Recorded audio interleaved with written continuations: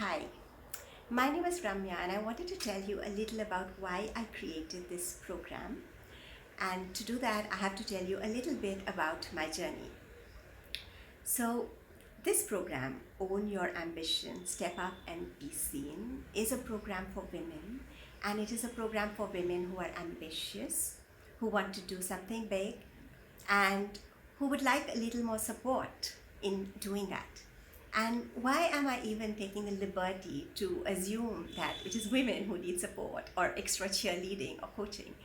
Um, it's not, but I'm going to tell you the place that I'm coming from, and bear with me to see if this resonates with you. So I'm going to take you back to my 11th and 12th standard, where so I've been someone who, I guess because of my early background in STEM, I was always in the minority as a woman. So in my class in 11th standard, we were 4 girls in the entire class of over 50 students. Then after that, in my undergraduate, I went to IIT Madras, electrical engineering. We were 2 women or girls. We were girls in a class of 72 students again. After that, I went to IIM Ahmedabad to do my management. There again, the number of women was less than 10% of the entire batch, significantly less actually. Why am I telling you all this? Because the places where and spaces where I was in touch with my own ambition, and as a student, it was to do well in academics, I found my self in a very low minority as a girl or a woman, which means that the kind of disadvantages that I might have faced or the kind of discrimination that I might have faced, I hadn't paid heed to it, A. B, I couldn't have tied it apart from something that could have been just about me. It could have been just about Ramya, not about the fact that I was a woman, right? So I really couldn't tease out any of this. I mean, there was, in hindsight, I can think of some really, really saddening incidents, especially at IIT. But at that time, I didn't know that this was happening to me because I was a woman, as opposed to, oh, it's happening to me because people don't like me as in Ramya, right? And same with my management. And then I worked. And again, in the places that I worked, so for example, in Citibank, the entire floor that I worked in, there were 2 women, just 2 women. And again, so feeling like an outlier, feeling not included, everything, that I can now make sense of. I didn't know, was this about me being a woman or was this just about me being me? Again, when I worked in Infosys, we went to Boston on a really big project. The entire team that went was around 60 or 70 people strong, and we were 5 women. One who came and went, so sort of 4 or 5 women in the entire team. So again, being in this place of a very small minority sort of didn't give me enough data to process what in my life and experience was happening because I'm a woman versus just me. Fast forward a little bit, I went on to do my PhD at London Business School, and I was really studying the relationship between human beings and work. So I was studying organizational behavior, and while I did not go out to study gender-specific subjects because those weren't the questions in my head. The questions in my head were more about meaning and purpose and why people work and how they can be inspired in what they do, which I thought, and truly it is, equally relevant to both men and women. What I did get is just being a part of the establishment of a wonderful business school that LBS is. We had several speakers coming in and giving presentations on their research. And this is where I had my first opening of, oh my God.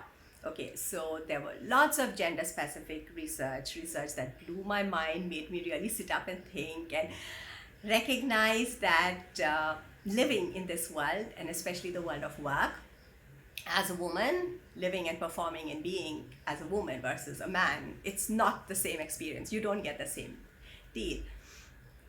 I was interested. I didn't really do anything about it. It wasn't the main topic of my research. In fact, in my own data, in my master's thesis, I had collected some data and I was looking at something between values and personality. And I did find gender differences, but I just put that particular study into the appendix. So you still find it in the appendix of my thesis. I didn't make it important enough. I didn't really go into it. Fast forward a little more. Why? I'm not sure. Fast forward a little more. So I became a faculty at IIM Bangalore. Oh, before that, I had a child. And when I became a mother, I stopped working for 2 entire years, a little longer actually. And it was a really long maternity break, and that would be a very long story, but a lot of the reasons around that were because I myself was teasing out my identity as a mother, my identity as what it means to be a working mother, and all these roles. It was also not a very easy part of my life because I landed up sacrificing certain parts of myself for the other, and that's a story for another time. But I did get to experience, so gender started playing out in my life in real ways, especially interacting with my ambition and my professional dreams for myself. And this is about ambition, and when I say professional, it goes beyond what a lot of people would conventionally call professional, and I'll come to that bit later, right? So fast forward a little more, I became a faculty at IIM Bangalore, and that's when, and this is where sometimes life decides certain things to you, but the very first administrative position that I was invited to take on was to be a director of a women entrepreneurship program that was being run by IIM Bangalore and NSRCell. And great, so I got to be a director of the program, teach in the program, interact with all these wonderful, ambitious women entrepreneurs. And I started hearing stories, I started understanding their world more, and I started seeing patterns in that and recognizing that, okay, there is something, there are things going on here. I worked at IIM Bangalore doing a lot of corporate programs, and for 10 years, a decade. And over that decade, I actually got to teach in as well as conduct and design several women leadership programs for various organizations. And again, that was my window of awakening, opportunity. I got my head and hands into the research on women leadership. I got to actually do a lot of interesting things, because as part of program design, sometimes we had to go and interact and dialogue with the senior management, senior leaders, could be men or women, who were sponsoring the women leadership program within the organization, right, within the client. And that's where, again, I got some very fascinating insights, some of which would make my blood boil, some of which would move me to tears, because there are people on both ends of the spectrum. And then, of course, there was the live experience of interacting with participants. And thus began my understanding of, so really recognizing that it's not the same world that a woman faces outside or inside. So this is not just from my experience, it's from the experience of all the women that I've seen, the wonderful women. Now, over the last 3 years, apart from being a professor, I added a new hat where I became trained as a coach, a life and leadership coach. And this is where I started getting even deeper insights, because I was not coaching just women, I was coaching both men and women, and on very similar issues. And as a coach, you get the completely inside perspective, something you don't get as a researcher, something you don't get as a professor, as a faculty, but as a coach. And that's the privilege of being a coach, is that you get a complete understanding of somebody's inner world, sometimes more than the client themselves. You get to see the fears, the inhibitions, you get to see the motivation that sometimes they're not backed by action, then the doubt arises. So you get to see this, and you get to see this longitudinally, right? So it's not like a 3-day workshop where you interact with people and they're gone.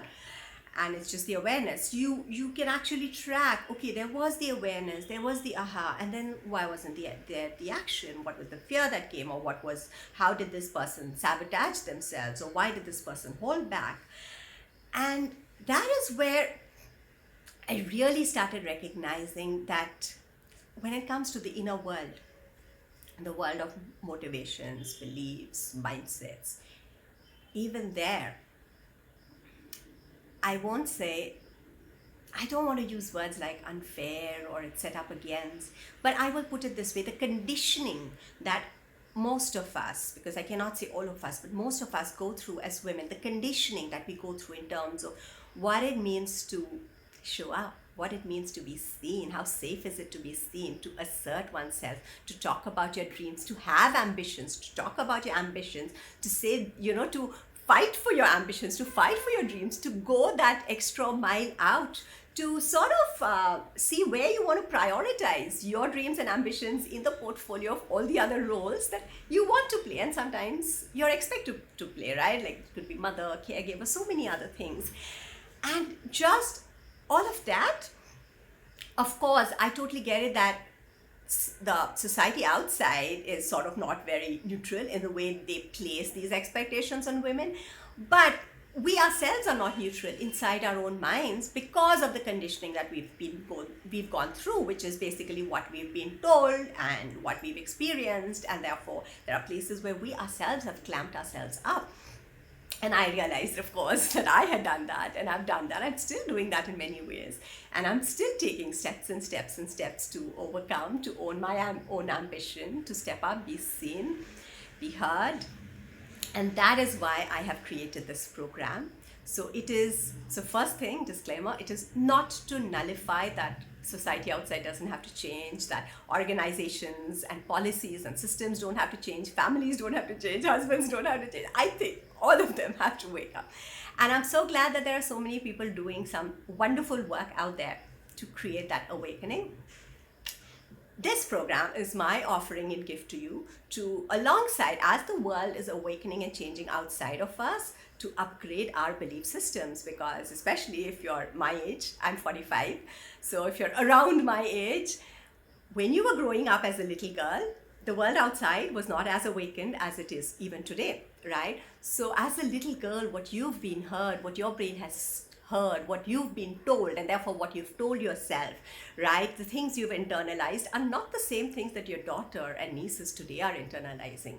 So even though intellectually, you know certain things because the world has awakened outside, the inner child inside of you doesn't know that, because neurons that fire together wire together, and we're still functioning on those scripts with those fears.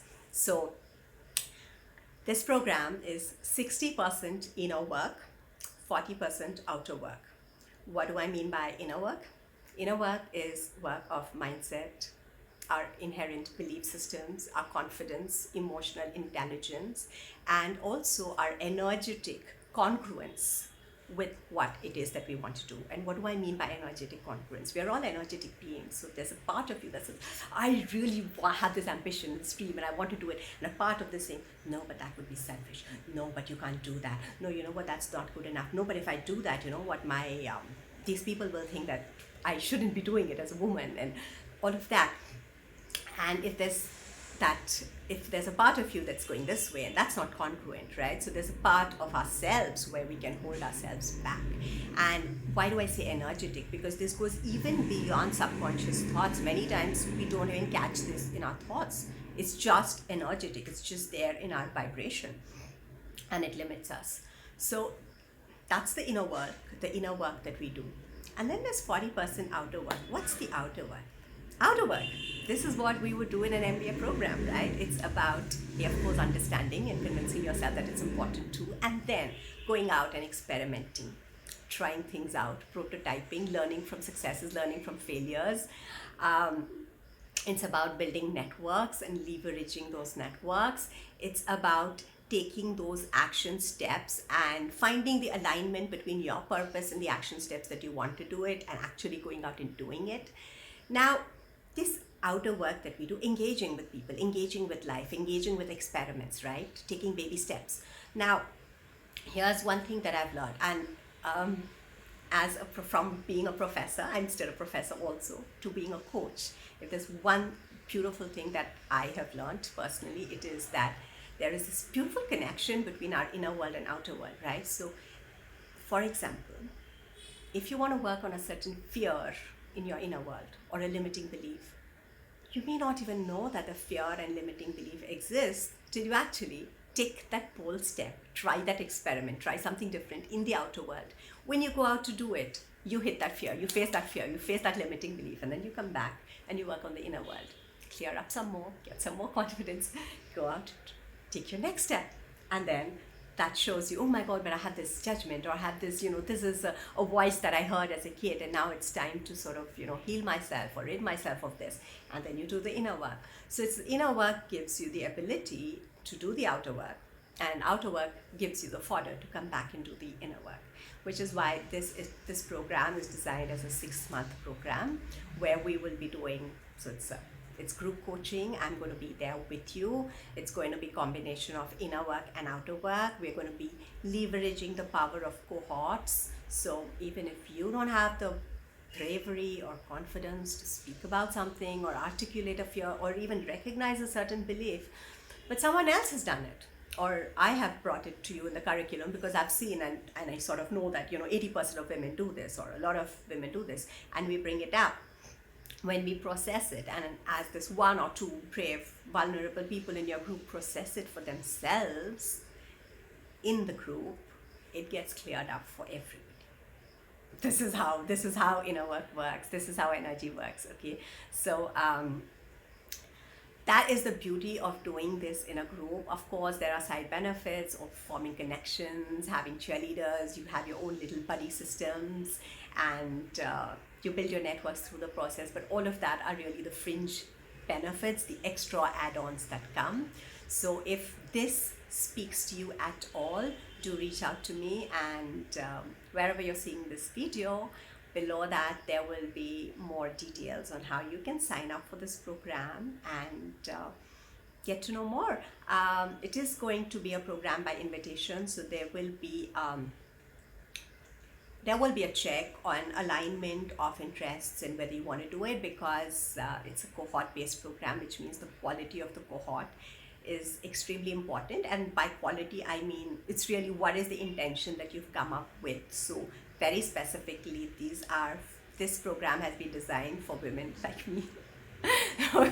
So women who want to play big, who want to do stuff, right? So you have a dream, you have an ambition, but somewhere around the line you're like, I'm going at this low speed. I want to ramp up, I want to show up, I want to stand up, right? And I'm going to do whatever it takes inside of me and outside of me. So you want to be committed to doing the inner work, committed to taking the action, committed to doing this as a group and supporting one another, because we can achieve so much more. That's something that women don't do enough. Okay, and we'll talk about that. There is a certain book that I will be using, and the book is being used mostly for structure and content, but I will be going way beyond the book and bringing in my own experience and expertise from having run the women leadership programs, from being a coach, and also from practicing over 20 years of inner work and mastery using several modalities as on myself and later as a coach as well. So welcome aboard, and I'll see some of you there.